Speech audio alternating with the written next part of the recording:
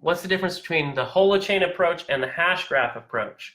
So our perspective on Hashgraph is that they are sort of an in-between step between what we're trying to do with Holochain and the existing blockchain infrastructures that are out there.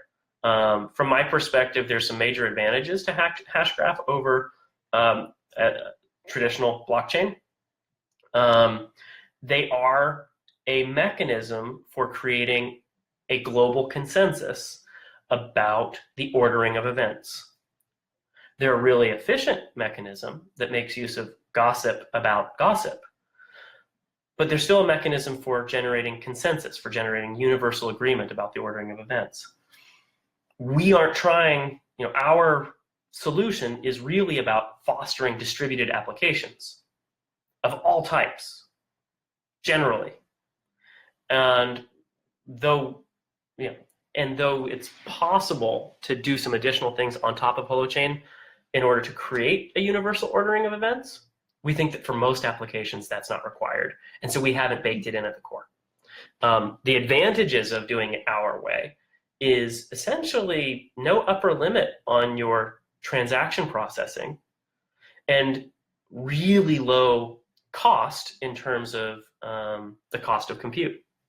So if we, I'll frame it this way, Facebook has, 500,000 likes per second.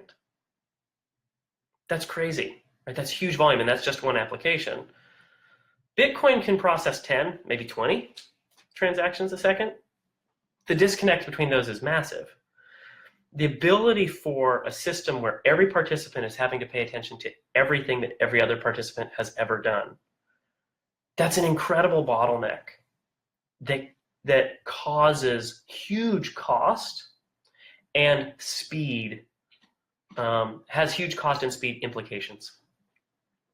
Holochain's approach, this holographic approach, where individuals take actions and they sign those, right? Others can check, oh, yep, it was Matt who did this.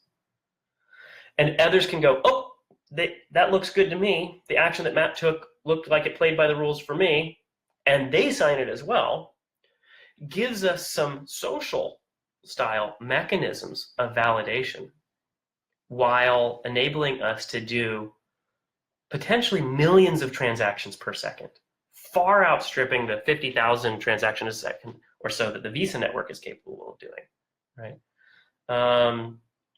So yeah, long story short, the difference between Holochain and Hashgraph. Holochain is an architecture for doing fully distributed applications with probably no upper limit that I'm aware of, at least, because the different parties are able to interact in parallel.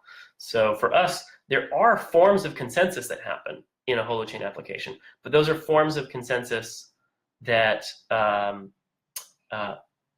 it's a coming to agreement between two parties, right? It's you and me being in alignment about something, not you and me and everyone else on the planet being in alignment about something.